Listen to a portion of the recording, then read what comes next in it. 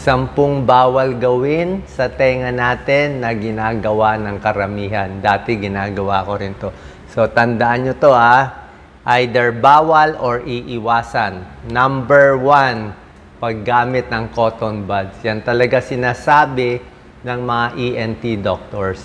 Bawal na bawal gumamit ng cotton buds sa tenga. Kasi nga, konti lang yan, no? Konting pasok mo lang yan, mabubutas na ang eardrum. Mga ganyan lang kalayo yan eh. Mga ganyan lang kalayo. Pag napasok nyo ng medyo malalim, mabilis mabutas. Actually, ang kawawa dito yung mga bata, yung nanay hindi marunong, dinudukot. Pag nabutas ang eardrum, malaki ang butas, pwedeng hindi maghilom. Pag hindi naghilom, kawawa yung bata. Lagi na lang bingi, may luga, baka mag-infection pa sa utak. Kasi manggigigil ka eh, 'di ba? Kung gusto mo mag-cotton buds sa babae siguro sa makeup at sa labas lang ng tenga. Kaya lang pag nilagay mo sa labas, manggigigil ka eh, papasok na papasok. Bukod sa pagbutas ng eardrum, matutulak mo din yung earwax. Meron tayong earwax, kanya-kanyang earwax. Yung tutuli, merong kulay white, may kulay yellow, may kulay parang orange. Pero itong earwax, normally kusang lalabas. Kaya ayaw natin tinutulak sa loob at magbabara. So, bawal po yan. Delikado. Manggigigil ka. Number 2, ito wala to sa mga libro. Pero, nakausap ko rin mga ibang ENT doctor, yung pag-tusok-tusok ng tenga, lalo na kung maliit ang daliri mo, parang hindi rin maganda eh. Ayan, no? Kasi, syempre, may mga dumi-dumi sa labas, may mga bakterya. Pag lagi mo pinupop, pwede pumasok ang dumi. 'Di ba? Nababarahan mo siya. Imbis na lalabas yung tutuli, papasok siya na papasok, ganun ka ng ganun, kalikot. May scratch mo, masusugat mo pa, lalo kung mahaba ang kuko mo. 'Di ba? So, mas maganda, wag na lang. Dito na lang. Hayaan na lang tumulo yung tutuli. Tapos, kung talagang makati o punas na lang sa labas ng tuwalya. Diba? Pagligo, dito lang sa tenga, wag sa loob. Don't poke your ears. Number 3, gawain na maraming Pinoy kung ano nilalagay, hindi lang cotton buds. Toothpick, paper clip, minsan may ganito pa, kung ano nilalagay. Mga bata, minsan yung mga kung ano nung bilog-bilog, mga rosary beads, nilalagay sa tenga, nilalagay sa ilong. Kita nyo, pwede siya magsugat. Oh. Pag nagsugat yan, parang swimmer's ear yan, otitis externa, kita nyo, mag-i-infection. Pwede bacterial infection, fungal infection, kakadut-dut sa loob, delikado. Napakahalaga. So yan ang number 3, bawal. Number 4, paggamit ng earbuds or earphone. Hindi naman talaga to bawal, pero dapat malinis ang earbuds mo. Hindi rin pwede mag-sharing. Kung yung isa may tutuli, tapos madumi pa, mabasa-basa, bibigay sa'yo. Diba? Tsaka pag pinalag mo yan, matatrap mo rin yung earwax. Ayan, no? Kaya, pwede ka lang mag-earplug. Siguro kung magsuswimming ka, maingay masyado, pwede. Pero ito, tsaka yung noise din pag sobra lakas, hindi maganda. Pag nakikinig ng music yung anak nyo, dapat hindi mo naririnig ang music niya. Kung nandito ka nakaupo, naka-earbuds siya, naririnig mo music niya, sobrang lakas na yon. Nakakabingi na yan. Yan ang uso ngayon sa bata, lagi ganyan. Bukod sa earbuds, alam nyo ano delikado? Nakamamatay ito. Sabi mo, Doc, paano nakakamatay? Marami nang namatay sa earbuds. Ayan, headphone, earbuds, ang rami nang namatay. Usually, nababangga ng train, patay. Nababangga ng kotse, nagwa-warning, bumubusina, hindi naririnig. Kadalasan bata, teenager. Ito sa Pilipinas to. Okay, sa Pilipinas, isang batang babae, 17 years old, sa isang barangay. Ayan, patay. Yung ulo niya. Natamaan siya ng train. Bakit? Kasi busina ng busina yung train. Hindi niya marinig ang lakas ng sound. Bangga tuloy. Diba? So, delikado to. Talagang worldwide. Kaya kung makikinig kayo, isa lang. Laging ganun. Isa lang lagyan mo, yung isa naririnig mo pa. Actually, sa stethoscope, ganun din ako eh. Isa lang nakalagay eh. Para yung isa naririnig ko yung puso o yung baga, yung isa pinapakinggan ko sinasabi ng pasyente. So, isa lang nilalagay ko. Number 5, mag-ingat sa sobrang ingay. Okay? Anong ingay? Siyempre, baril, maingay. Airplane, maingay. Vacuum cleaner, blender. Pero, kahit mga kotse lang mga motorcycle, mga MRT, LRT, maingay na yan. Okay? Yung maingay na boses, katabi ka ng highway, pag-expose ka sa 3 hours, 4 hours ka expose, tumataas yung risk ng heart attack. Pag sobrang ingay, nai-stress yung katawan.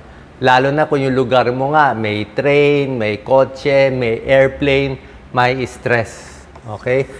Maingay na concert, maingay na sinihan, maingay na earphone, pwedeng makasira ng tenga, makastress sa puso. Number 6, ear injury. May mga sports, boxing, o yung may kaaway, yung pinapalong ganito sa ulo, delikado po yun, dudugo ang tenga, mapaperforate. Tingnan niyo mga MMA fighters. Lahat sila, cauliflower ear, putok-putok ang tenga nila, kakasuntok yan, So, pati eardrum, dudugo din po yan sa lakas ng pressure.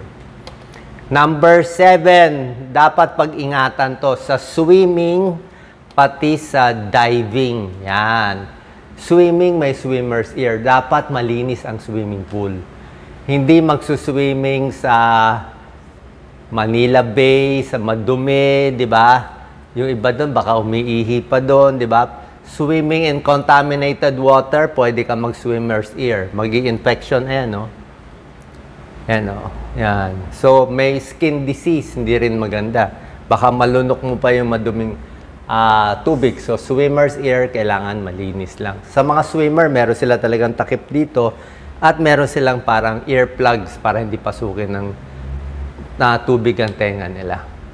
Sa diving, mas maingat pa kasi nga mataas ang pressure sa baba. Ayan, Lalo na pag descend nila, marami sa diver nabubutas yung tenga. Meron silang technique para mag-equalize yung pressure sa baba tapos pag akyat nila. So, ginagawa nila, pinipinch yung nose pero binoblow gently. Dahan-dahan. Pero, ito po, pang divers lang to. Paalam nyo muna sa doktor nyo. Kasi marami nagkakaroon ng injury sa tenga. Merong mga equipment na bibili na pang earplugs na bagay pang diving. Number 8, sa airplane. Yan. May isang pag-aaral sa airplane na yung mga flight attendant, parang 10 to 20% butas ang tenga. Yes. Lalo na may sipon ka. May sipon ka. Actually, pag may sipon, bawal nga mag-fly ng airplane. Kasi barado yung ilong mo Hindi makaka-equalize ng pressure yung tenga. Kasi connected ang tenga pati ilong connected yan So, pag may sipon ka, hindi mag-equalize. So, pag nasa airplane, dapat chewing gum ng chewing gum. Yung paakyat ng airplane, tsaka yung pagbaba. Mas delikado yung pagbaba. Marami nape-pressure. Hindi, nape-pressure yung tenga. Hindi lang sa airplane pag-akyat sa Baguio, pag-akyat sa mataas na lugar, Tagaytay, o minsan pag elevator, 20 floors, 30 floors, minsan magpa-pop din yan Kailangan lulunok ka o mag-chewing gum ka. Okay? Ingat din. Number 9, ear candling. Okay, itong ear candling, lumang panahon, 1,000, 2,000 years ago, ginagamit yan, pangtanggal ng tutuli. Pero syempre ngayon, hindi na ganun ka-safe. Mas safe sa ENT na lang tayo magpapalinis ng tutuli, kaysa ear candling. Anong side effects? Possible, pumasok yung earwax, mabutas yung eardrum, magka-infection, hearing loss. Kasi nga, may wax na papasok. Number 10, ito, Doc Lisa, para sa'yo. Bawal mag-blow ng sipon ng malakas. Okay? Pwede mabutas ang eardrum, ear infection, aakyat yung infection, nosebleed sa lakas ng singa, o pwede ka mag-nosebleed. At merong iba yung mata nagbabulge, kakaubo, kakasinga, meron yung esophageal rupture, at meron kakasinga nagkakaroon ng bleed sa utak sa lakas ng pressure. So, ingat, dahan-dahan sa singa. Huwag yung sobrang lakas. Pati sa pag-ubo, pag-hatching, dapat medyo controlled lang. Huwag sobra-sobra. Okay, yan ang mga tips natin. 10 bagay na dapat ingatan. Ano yung mga sintomas na magpapacheck na tayo sa doktor? Masakit na ang tenga, may discharge na. Like ako, nagpacheck ako, barado na, may tutulin na, may infection na, may swelling na, may kakaibang lumalabas, may amoy na lumalabas na tutuli. Paano malalaman na butas yung eardrum? Pag butas eardrum, may lumalabas na discharge talaga yan. Tsaka mas bingi siya, ear pain. Pag ang infection sa labas lang ng tenga, pag inikot mo to masakit eh. Otitis externa yon. Pag ginalaw mo to masakit, nasa labas lang. Keep ears healthy, wag loud noise. Okay? Wag maglagay ng kung ano, cotton buds, check up sa tenga. ENT lang magtatanggal ng tutuli. Wag nyo na subukan. Wag na tayo magtipid kasi pag nabutas yung eardrum, baka operahan pa. Mas mahal yung opera. Mas delikado pa. Dagdag ko lang, problema ko lagi, barado tenga, minsan may sipon. Allergic rhinitis eh. Yan ang tinatawag na allergy-related ear pain. May ganyan yan. So yan yung sa akin, may pressure, may congestion, parang may sinus. Minsan may lumalabas na discharge, nabibingi, nag-i-infection sa tenga. Home remedy sa allergy. Very common to, di ba? So, hanapin yung allergy. Magpapa-allergy test ako. Dust, baka sa hayop, sa pets, baka sa halaman, sa pollen, kung ano mang saan allergy. May gamot, antihistamine, mga loratadine, claritin, bilastine. Pwede yan, pero usually may ininom ako 3 months, 4 months. Okay, pero mahirap naman tuloy-tuloy. Nasal spray, ito lagi ko ginagamit. Wala po tayo in-advertise, dami ko binili nito eh. Sodium chloride lang to, asin at tubig. So ganito lang siya, in-spray nyo siya and lalagay dito.